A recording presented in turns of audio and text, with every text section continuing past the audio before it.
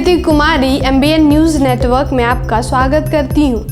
भारत में वर्षों से द्विजों ने जो देश के मूल निवासियों के साथ अत्याचार किया है, यह कहना गलत नहीं होगा कि मनुस्मृति के शासन काल में मूल निवासियों की स्थिति जानवरों से भी बदतर थी। देश के मूल निवासियों ने हजारों वर्षों से शोषण सहा है। वर्ण व्यवस्था में सबसे निचले पायदान में रखकर द्विजों ने मूल निवासियों यानी वर्तमान के SC, ST, OBC पर बहुत अत्याचार किया और इनको आजीवन गुलाम बनाए रखा। भारत के इतिहास में मूल निवासियों की स्थिति कितनी दर्द भरी थी, ये हम इतिहास के पन्नों से जान सकते हैं।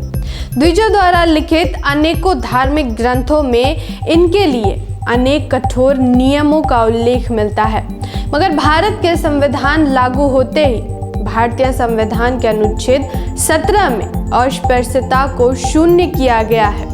भारतीय संविधान के अनुच्छेद 17 यह घोषित करता है कि इस संविधान के लागू होते ही अस्पृश्यता का अंत किया जाता है और उसका किसी भी रूप में आचरण निषिद्ध किया जाता है। अस्पृश्यता से उपजी किसी निर्योग्यता को लागू करना अपराध होगा जो विधि के अनुसार दंडनीय होगा।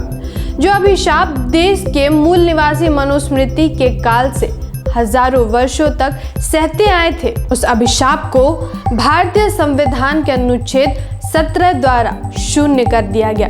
अर्थात 26 जनवरी 1950 से किसी भी नागरिक के साथ अस्पृश्यता अर्थात छुआछूत करना दंडनीय अपराध घोषित कर दिया गया। लेकिन आज़ादी के 7 दशक बाद भी भारत में अस्पृश्यता जैसे अभिशाप को देश के मूल निवासी सहने को मजबूर है। अक्सर उन्हें सार्वजनिक जगहों जैसे मंदिर, कुआं, चापाकल, स्कूल आदि जगहों पर अभी भी जाने से रोका जाता है और बात न मानने पर द्विजों द्वारा मूल निवासियों के ऊपर हमला भी किया जाता है। ऐसे खबर लगभग हर दिन भारत के कोने कोने से देखने और सुनने को मिलते हैं। हाल ही में 26 अक्टूबर को गुजरात के कच्छ जिले से गांधी धाम कस्बे के नेर गांव में अनुसूचित जाति के कुछ लोग मंदिर में पूजा करने गए थे, जिसकी वजह से 6 अनुसूचित जाति के लोगों के ऊपर लगभग 20 अगड़ी वर्ग के लोगों ने हमला कर दिया। इस देश के मूल निवासियों का रुख स्कूल, संविधान, सांसद आदि की ओर होना चाहिए। खैर, इन सब खबरों से ये बात साफ साफ पता चलती है कि देश में आज भी मनुस्मृति के सिद्धांतों को मानने वाले द्विजों की कोई कमी नहीं है।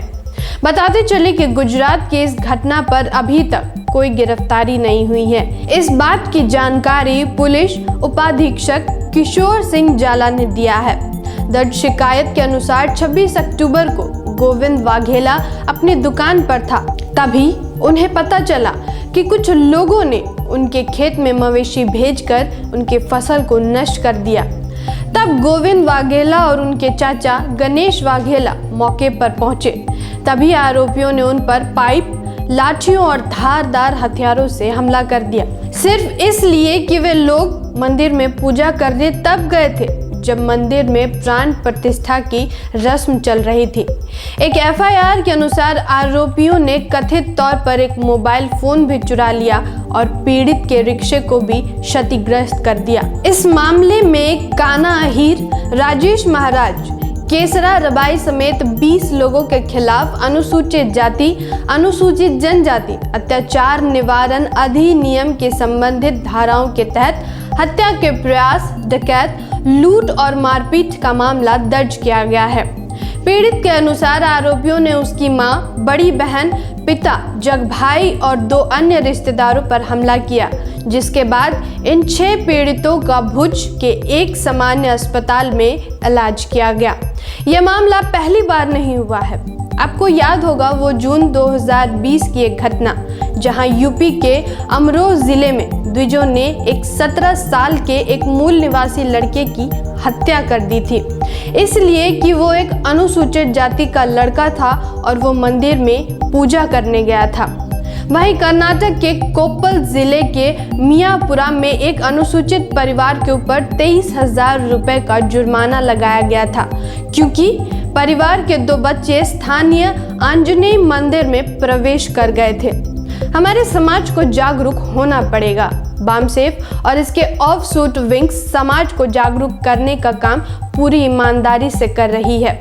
वह दिन जरूर आएगा जब हमारे समाज के लोगों के कदम मंदिरों की ओर न बढ़कर उस ओर बढ़ेंगे जहां वे अपने अधिकारों को जान व उसको सुरक्षित कर सकेंगे। धन्यवाद।